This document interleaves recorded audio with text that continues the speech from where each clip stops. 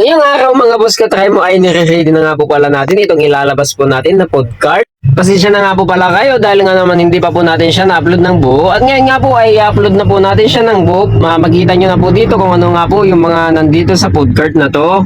At nagpapasalamat na nga rin po pala tayo dito kay Kumari na siyang nagpagawa po dito sa atin. At ito nga po pala talaga yung mga ititinda po niya sa food cart na to. Maganda ba? Maganda? Maganda. Anong titinda natin dito?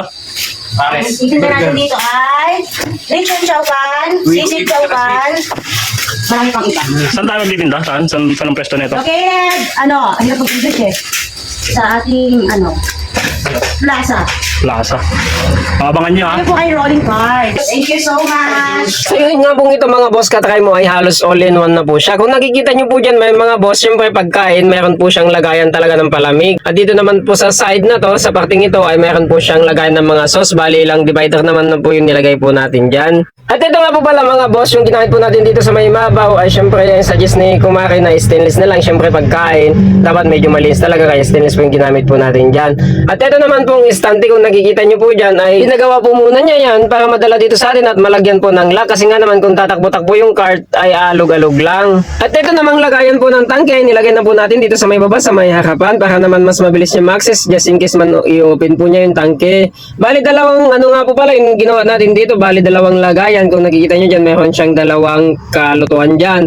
So ang mangyari po dyan sa may ilalim, ito po yung bukasan po niya sa may harapan. Nung una po kasi dalawa po talaga yung prospect po niyang lutuan kaya naman nagkakaproblema po siya. Tinatanong niya sa atin kung ano nga ba yung gagawin dahil nga naman kailangan pa ng dalawang tangke sabi po niya. Pero ang sabi naman po natin, suggest po natin sa kanya ay gagawa na lang po tayo ng paraan. At ito nga po yung paraan na ginawa po natin dyan. Bali gumawa po tayo ng splitter dyan. Bali tubo lang naman po yan na pinabrikit po natin at ginawan po natin ng paraan para naman po may patakbo na yung gas po niya sa dalawang lutuan. Ang ginawa nga po pala natin dyan mga boss katry mo ay gumawa po tayo ng splitter. Bali yung tubo po na ordinary yung ginamit po natin dyan at saka po na gumawa po tayo ng mga suksukan po ng hose para naman may papatakbo po natin nga talaga yung gas sa may mga kalan po niya. Sa mga nag-aalangan nga po pala na delikado po yung ginawa po natin ay huwag po kayong magdalala, hindi po yan delikado sapagkat subukan na po natin yan ng ilang beses sa mga ginawa po natin at sigurado naman pong makapal yung tubong ginamit natin at sinigurado rin po natin na wala po siyang leak bago pa natin siya ikabit. Sa ginawa nga po pala natin ito mga boss ay napakaganda talaga yung naging output. Kung makikita nyo naman po dito sa may babaw ay napakalinis talaga po siyang tingnan. Dito naman po sa may parating taas niya mga boss ay ito yung nilagay po natin dyan. Bali napag-isipan po natin na lagyan din po siya ng parang divider din o kaya stante sa may taas at nilagyan po natin yan ng plywood para naman pwede po niyang isaksok yung mga ibang gamit niya po dyan. Mga kutsilyo, tinapay o kaya kahit ano pa mga